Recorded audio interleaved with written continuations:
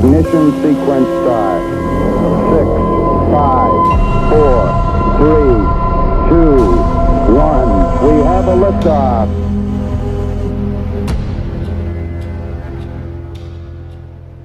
All right. We're good? We are good. I heard you guys talking about my hair. Yeah, and I used to Yeah. have a full blowout too before I had the mohawk. I had the blowout too. Yeah. All right, ladies and gentlemen, we're having a little side conversation here. Doom Nation, you were listening to the Two Doom Men podcast.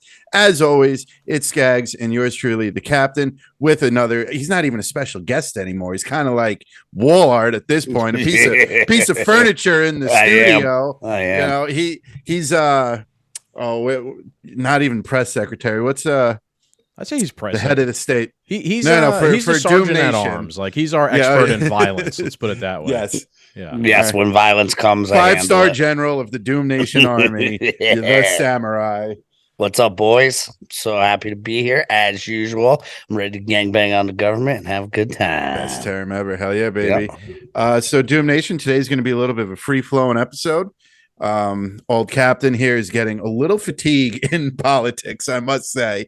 It's just chaos. It's not the same shit every day, but it's just chaos every day now. And the thing that like irks me the most is I understand Joe Biden has a base, but like you're like actively choosing not to see. Free base. You're actively like choosing to be blind now. Like Trump might not be the best candidate, but like to still support this nonsense with all the information that's out there. It's just it's blackpilling me. I feel like we're winning, but just the immediate surroundings is very blackpilling to me. Yeah. You first of all, it's Hunter Biden's the one who's freebasing, probably not Joe Biden. Yes, right now. I was just throwing it right in there. now. Yeah, but dude, they shoot him like full of meth, like they did Hitler too. So he can be like, "See what they're gonna do this or that." He's been at the House congressional hearing or whatever himself. Speaking of Biden's base, we're going to kind of just wing it here and talk about whatever. Speaking of Biden's base, they just had the Democratic primary in Michigan, and he in at least Dearborn, Michigan, which is like a very heavy like Muslim population. Yep. They voted for no one. Like, remember how Nikki Haley lost to none of the above? Yeah. That happened to Biden in like that area of Michigan. That's amazing. I think that's worth noting because I've said a million times, like his support for the war in Gaza is not tricking. Like, his virtue signaling isn't tricking people on the left who they care about this a lot. And I really do think that is going to be the nail in the coffin for him. Like, people are not going to, in this regard, you think that did it? It's going to do it. Like when it comes to the election. Who are the other candidates in this primary, though? I haven't been following the Democratic primary, so Dean Phillips, right? Is it Dean Phillips or Howard Dean? I don't even know. Jimmy Dean Sausages. Jimmy Dean Sausage probably got a pretty good fucking chance against Joe Biden. Marianne Williamson just after this just got back in. She left. She dropped out. She got back in the race. She's like, shit, I'm getting back in now. I guess there's a point. Like, people are voting for nobody. He's going to poll at 17%. Yeah.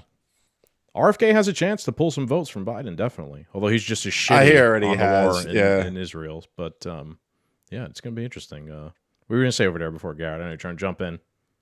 No, you're good. I'm just figuring, like, I thought that most of the time when, there's the incumbent president, they don't really run against them and they don't really have primaries for it. That's what I understood. I know they did it with Trump because everybody hated him and they were trying to get him out. And obviously we know the establishment doesn't want him on both sides. But yeah, I mean, like, I don't know. He just went for his, cognitive exam and, KJP was sitting there trying to, tell everybody how sharp of attack he is. And it's like, if anybody don't believe your own eyes, I gotta give it up to her. That's the stage of the game we're in though, boys. Yeah. You can't believe your own eyes. I got to give it up to her. She can pass any cognitive test to go out there day in and day out and do, political jujitsu on this grand. She's getting better at her job. I'll give her that much. Yeah. Well, dude, I mean, it's baptismal by fire every day. She's just got to deflect. She is. I mean, How mentally, like Cap, you were saying, like, oh, I'm just shot with politics and everything else. Like, how do you think that lady's headspace is, knowing that she has to go out there every day and just fucking blatantly lie to the American people and then walk on the street with them? You ever see? It's something that pops up in our group chat every so often. You know who Hunter S. Thompson is? Yeah. Okay. He was a writer. Fear and Loathing in Las Vegas was about him. They have a list of Hunter S. Thompson's like daily drug intake, or like, yes, I've seen that. What he did on a daily basis. Sniff a cocaine. Yeah. And 3 so like a.m. have a cigarette. And that's what she must be doing in her free time. Because I mean, at this point, like weed, Xanax, and like Chardonnay can't cut it anymore. Can't be covering all those bases, right? I mean, you know, and Hunter S. Thompson was the first time I've ever heard about Dream. Here we go. 3 p.m. We wake up. 3:05 Chivas Regal, which is scotch, with the morning paper and a Dunhill, which is a cigarette. 3:45 a line of cocaine. 3:50 another glass of Chivas and another cigarette. This is PM, by the way, which is even more funny. He wakes up at 3 p.m. He wakes up. Yeah. Well, because he went to bed at 4:05. First cup of coffee, another cigarette. He must be taking a mean shit from 4:10 to 4:15. 4:15 cocaine. 4:16 orange juice and another Dunhill. 4:30 cocaine. 4:54 to be exact cocaine. 5:05 cocaine. 5:11 coffee, cigarettes. 5:30 cocaine. Like more ice in the Chivas. 5:45 cocaine, etc. 6 o'clock, 15 minutes after doing a rail, grass to take the edge off the day. I wonder why the day has an edge to begin with. Yeah, your 2 pots of coffee and your fucking 8-ball of cocaine before 6 o'clock.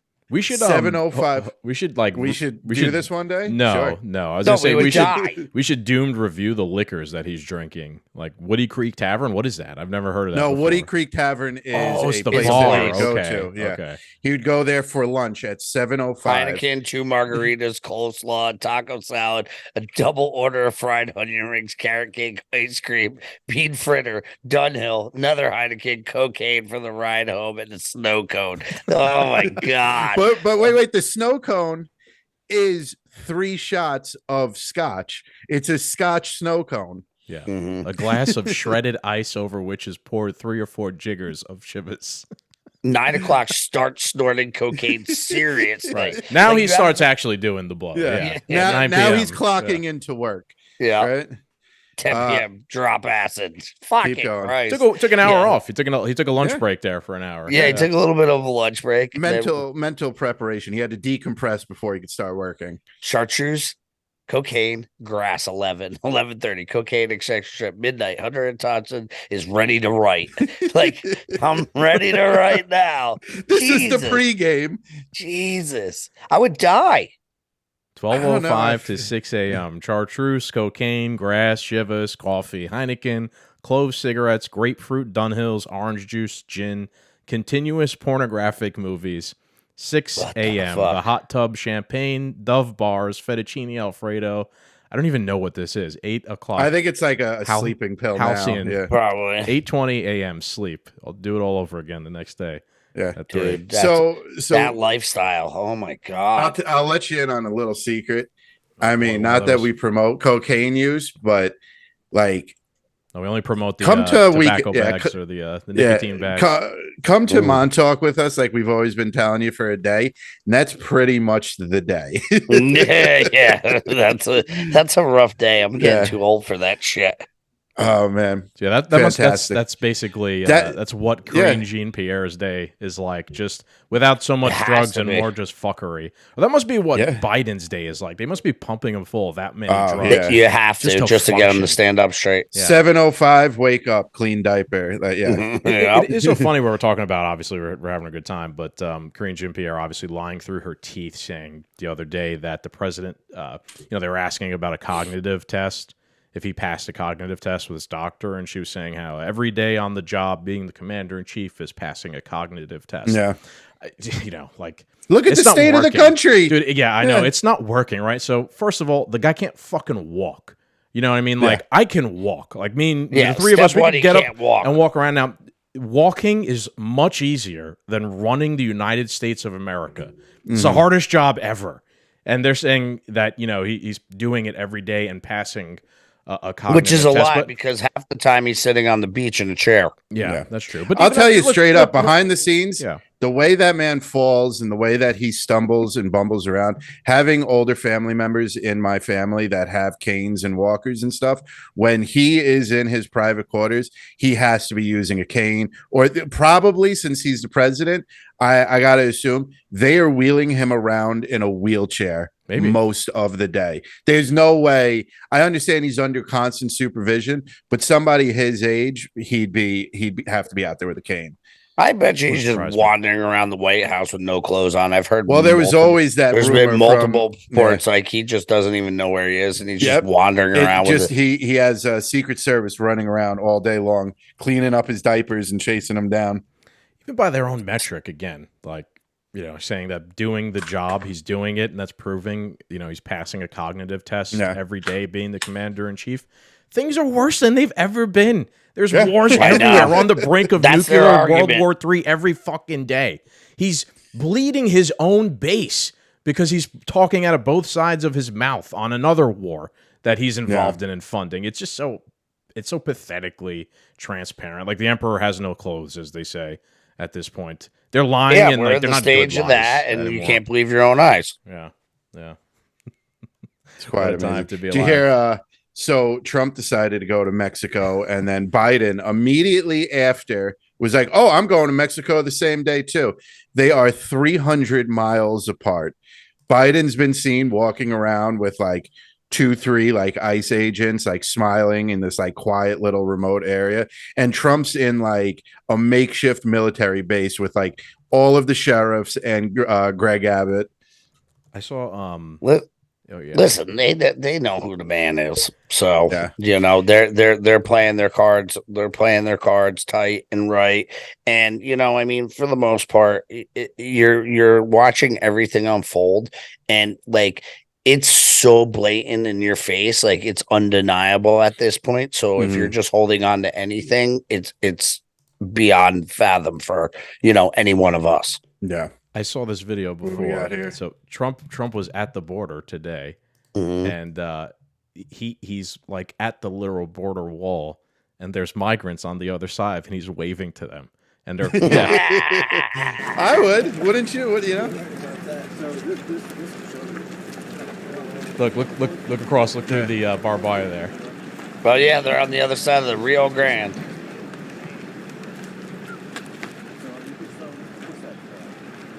It'd be great if you just flipped him off. He's like, keep it going, bro. Turn around. Is he wrestling? Is he waving at the migrants or the border patrol at the boat? They like Trump. Could you believe it? They're saying Trump. The migrants are saying Trump. Yeah. Dude, that's wild. You're letting that presidential candidate out in the open, right across from like cartels where any one of them can snipe him. And but his dick is swanging. He's like, "Fuck it, what's up, boys?" That, right? Like, how controlled is the other side? Like, in that scenario, how you know what I'm saying? Like, that's just what like kind of like caught me off guard. I was like, "Yo, that's Mexico. They have no control over Mexico." You know, like, I guarantee you, behind that camera is just an army of mortars and AR-15s. The Gatling gun that we watched the guys hunt the pigs with in Texas, like that thing that's on the back of a pickup truck. Yep. Dude, I guarantee you there's choppers ready to go up and just missile drone the other side of the border. Could be straight up propaganda too. I'm not ruling that out either. The whole thing could be fucking staged, and they knew it would be funny. And, it could have been videotaped in Colorado. And it's just people hiking, green screen. It could have been the Secret Service on the other side, you know, acting like migrants or something like that. Who knows? Well, I was also gonna, you know, to not be biased, Biden goes to like the most cushy area of the border, and look, nothing's happening. And then like Trump shows up, and they bring like a few extra extra Hummers and get a couple of Secret Service agents dressed in military gear or something like that to amp it up. For Biden, they're playing down the problem. For Trump, they could also be playing it up, making it look worse. Yeah, I wouldn't put that past him. I do think like the boots on the ground there don't like the policy. Like they're just foot soldiers and just kind of following orders. Yeah. But I guarantee you, like most of the boots on the ground don't agree with the policy that they're being forced to kind of enforce right now. It speaks back to what Dr. Phil was saying the other day about how the head of the Border Patrol. Well, like you said in your last episode, you're like, you deal with like unions now, and for like the head of unions, sheriffs to come out and be like, stop giving us money. Yeah, never. Yeah. First time ever. Fucking money. Like that's the first time ever in anything, government or union or anything. They're like, no, we are good. Just change your fucking bullshit. Do you know what that meeting must have been like? Sir, he said he doesn't want money. What do you mean? Yeah. What do you mean? Give him more. Yeah. The union doesn't want to up their fringe rates next year. I mean, that's literally never happened before. Ever. The government bargaining agreement. I guarantee you the union actually wants to just do their jobs. Like, I guarantee you, whoever tried to broker that deal was like, he came back. His boss was like, I don't know what to do. His boss was like, how did it go? They denied it. No, we've never been in this situation before. Like they're looking up in the manual, like what to do when we can't pay them more. Yeah. Yeah. And there's nothing that even, again, like they don't have to pass another fucking bill. They just need to tell the guys, hey, you could do your job now. And that's it. It's over. In Biden's first 100 days, he did like 92 executive orders undoing things. Like 92 or 95 executive orders that undid Trump's immigration policies. This is directly his fault. And then the kicker of all of this is he's coming back now. Like he actually gives a shit in the past couple of weeks. And it's like, oh, this is Trump's fault. Yeah, well, that's planned. It was Trump's fault we stopped building the wall. Yeah. It's Trump's fault that we put the kids in cages. It's Trump's fault. Everything that he's done. And now he's realizing like, okay, but you're seeing the back end of it. Now you're getting them in the sanctuary cities. Now you're trying to get them to join the military so they're able to do this. They're trying to figure out ways to get these people to vote that they all just let in and just diluted the whole system with. You see their play unfolding in real time, but then you're having situations like we just had in Georgia. You're having situations like that all over the country where these migrants are coming in and they live by different laws, especially in like if they're coming in from fucking Sudan, the Congo, Algeria, the Middle East and certain sections. Busting them up there?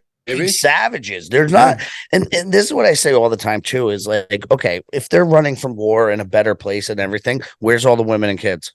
Yeah. They're not. They're fighting the wars. You're seeing middle-aged men run towards war, women and the children run the other way. And you're just seeing a flood besides all the sex trafficking and everything else, right? But you're just seeing a flood of military-aged men come across this border, and they're strategically shipping them to certain big firestorm cities that they would be able to, go into. I mean, I think it's just a little peculiar that this is happening. I believe that as well. There's definitely something coming and they need to use these men to their advantage. But you said something like people from like the Congo are coming to the Mexican border. So now think of it. You live in a small village or a small town in Africa, right? And now you have to find passage from northwestern Africa, basically, or the west of Africa.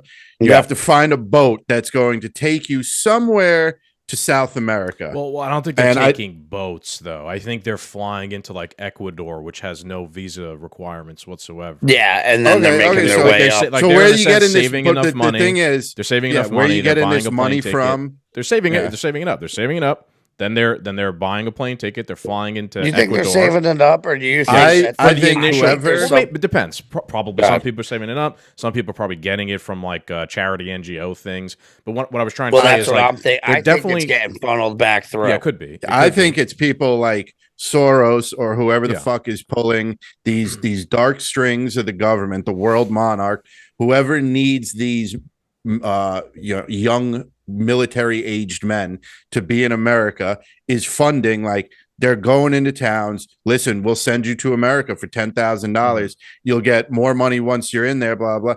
Just get on this plane, and we'll drop you off. Because I really don't see that many people from that far away are all of a sudden had the money to just make the run for the border. Yeah. Like, oh, we've never been. But able even to get once you over the land border, in but now Ecuador, it's make the flash. Yeah, once you land in Ecuador, then it's the bus ride and the car ride and the hitchhiking and the walking, and then paying the coyotes to get you to the Mexican border. This is like the journey to Middle Earth from the Congo at this point to get to the Mexican border. Well, who funded that? Yeah, who funded Frodo's expedition? It was Gandalf. Have you guys? Right? There was players behind the scenes the whole time. The White Wizard. Have you guys seen the maps that like the Red Cross is putting out for like certain stations and how to get the migrants to the U.S. border and all that other stuff? There's camps in the Darien Gap. The Darien Gap is like an empty area where there's nothing. It's like a really dense jungle, and there's camps there that are being funded and set up and run by NGOs. And the NGOs are funded by the United Nations. And who funds the United Nations? The United States of America and taxpayers. So you guys are wondering like where the money's coming from? It's coming from taxpayers in America, the printing. That's the sickest part, is that they're actually stealing from the people that it's affecting the most and paying people to come over and affect them. So not only are you paying to get raped, then you are the rapee once they come over. Yeah. Taxes is nothing but a slush fund. If the taxes went to what they were meant to go to, there'd be forget like it's too expensive to solve the homeless population.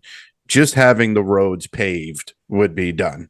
Okay. If taxes went to what they go to, all your parking tickets, all your paying for tolls, all your speeding tickets, that money is right into a slush fund. Those cities are never getting better. Yeah, no. The taxes aren't even the primary method of funding any of this. It's the Federal Reserve and printing. Just printing money, debt-backed financing. The taxes. Well, that's why I always said, like, if we're in debt, just hit the button. Yeah, the taxes are like a way that they could try and control inflation almost. That's how upside down everything is. Like, they'll use taxes to try and, like, slow down people's spending, but, and try to tamper or taper inflation just slightly. Like, they're not actually collecting money from people and using that to fund everything that they're doing. There's not enough money. If they were, they wouldn't be able to do all these things. That's the fucking whole point.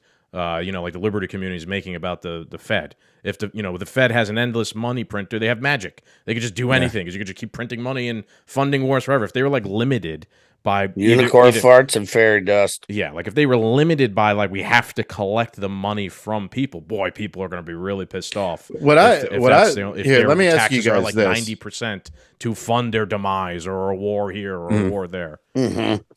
Let me ask you this. So we only hear them printing money when it's something to do with inflation or a budget or whatever. And we don't they clearly have full control over this digital printer.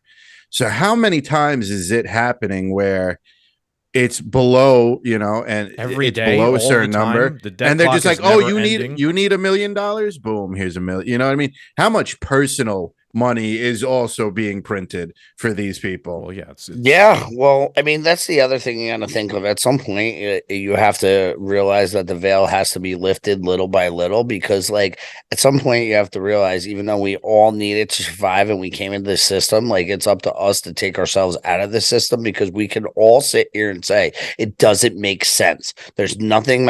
It's a magical printer. It's a magical button, but we needed to purchase everything and everything else. So what do? We have to run a parallel economy eventually to say no. Yeah, because everything and that's when the blue helmets show up. Yeah, well, I mean, we got more guns than them. Fuck them. Yeah, it's funny. 308s will penetrate all those big hunting rounds. Penetrate body armor. Hey man, there's a conspiracy in of itself. Like, why are they changing the standard military round? Right now, like they're changing it out from 5.56 to what, 6 something? I forget what it is, 6 something. They're changing the round size. Like, are they? Yeah. The standard round. Like they're changing it out from 5.56 to something else, like in the military. Well, with ballistics, why all of a sudden? So for a long time, it hasn't been effective. What it is ballistics is advancing. Are they potentially weakening them? Yes, but I don't believe so, because like in the past, the military used to carry the Glock 40, shot the 40 millimeter. 45. No, I don't think it was a 45. It might have been a 44 or a 40 cal. Yeah. And because the ballistics were so good on a 40 cal that they were more lethal. But as time went on and the 9mm progressed, like it has just like a 2% like difference in success rates. And it's massively cheaper. So they're like, all right, now the 9mm is good enough. And then they switched to the Beretta and now the SIG. They're changing to 6.8mm cartridges. It's from 6.8 5.56. Yeah. Is that that's smaller, right? No, it's bigger. It's bigger? It's bigger. Well, this is the other thing. Well, that also just kicks up the military industrial complex. We need to make It's a different more guns. expensive round. We need to switch, or we need to make All all the the old pieces stuff. that you could Right. swap out for in the M4s. You can take it out. You can put a new one in. It's going to fit the new round. So on and so forth. Or we got to make new guns. Or we got to print new ammo. Like, dude, we don't have enough ammo. We don't have enough bombs. Yeah, People don't realize, like, yeah, that's been shocking, dude. Seeing the rates of munitions production, like, or at least like artillery shells Russia is doing compared to what Europe and the West is. Yeah, I live right next to one of the basically the base that develops all the bombs for the United States. So right? that's why you are the way you are. Yeah, and breathing in all that air. Literally, like they'll just like send us messages during the day, like we'll be blasting or sending off or testing from this time to this time, and your whole house will be like boom. If the you ground grow a shaking, third everything arm, else. please Yes. call this number. Scan this QR code. Yeah, and I have a bunch of people I know that work there. I mean, it's a big part of like our community around here. A lot of people work at that. It's a mini town in there, and yeah, like they're not making enough of what we need. Dude, they are not. In 2023 made 2 million artillery rounds. I think the West made like 400,000, and Russia's projected to make like 4.5 million this year. Like, well, that's the whole thing. And you also have to have the infrastructure to kick that into high gear to be able to do. Like, we don't have the infrastructure and we get all our materials from all around. Like, we used to be self-sufficient, which now we're outsourcing. Oh, we're going to get the brass from here. We're going to get the gunpowder from here. We're going to do this. Where, like, it should all be done in-house, especially if you don't want to run into supply chain issues, right? Well, we do want to run into supply chain issues. Yeah, no, it's all done by design. But the other thing is, too, is, you can have the argument, like, yeah, Russia's pumping out all this stuff, but how much of it works? True. Do you know what I'm saying? But look at it objectively, though. Do you blame them? I mean, we can make 10 million cars and be like, we have the most cars, but none of them fucking run. Yeah. This is how Russia fights every war, though. Too, they just throw stuff at you. Like this is and what did Trump call them? A war machine? That is what they can be. They'll just throw human bodies at you and stuff at you. I mean, they were throwing some progress lately too. On the front line, like they've made some progress in the last couple weeks. What's that? No, I've said they've made progress. You know how the front line in Ukraine has been stuck for years? Like they've made progress the last couple weeks. Like they've bumped up a little bit. I think you're starting to see like the grinder is being turned up a little bit, and like the war of attrition is starting to really take its toll on Ukraine. Have you noticed that you really haven't seen any footage? Oh, no, there's footage. There's footage. It's just not where you just search for the footage on Twitter. It's just not put into the algorithm directly every day. But that's what I'm saying. Like usually when they were pushing it, but that's what I don't understand as well, Skaggs, because for all the people that they want you to keep sending that endless paycheck over to, like, I don't see a lot of Ukraine footage. Yeah, I do, and I'm pretty in tune. I'm telling you, you have to just do a search. It's there. There's like some sort of sensitivity filter. But at the same time, I could search Ukraine on Snapchat, and I'm pretty sure I'm going to find like people partying. Yeah, partying at the bar in the West. Right, the war is in the East. Don't forget, it's very far away from. But if they're sending all their grandfathers and grandmothers and everybody else from over there, wouldn't you be like, come on, bro. That's not how. That's not how war works. You know how war works. The biblioteca. War is the rich people send the poor and the rubes to do the fighting for them, and all the elites get to stay on the beach. But what I'm saying too, no, I agree. But what I'm saying too is like for the amount of money that we're supposed to be sending over, they don't show anything, and they're like, we must do it now. Like you're not seeing it on mainstream media as much as you figure you would be, right? Even like Israel and Palestine, like you're not seeing that on there. I don't know. I see they're talking about it, but you're not seeing it like how we saw, like, oh, shock and awe when we took out Iraq and all that other stuff. You know what I'm talking about? Funny enough, there's not a blip anywhere. So like for anybody who knows how to use Snapchat, You go to map. locations, and you can see the heat map of what's popular. I am searching all over Ukraine. There's no heat maps. There's nothing I could even choose. West, the east, everything. What is a heat map? Can you explain that for an old folk like me? All right, so if you look on my screen, you're gonna be able to see it. There we go. You see the bright red in that's Saudi Arabia.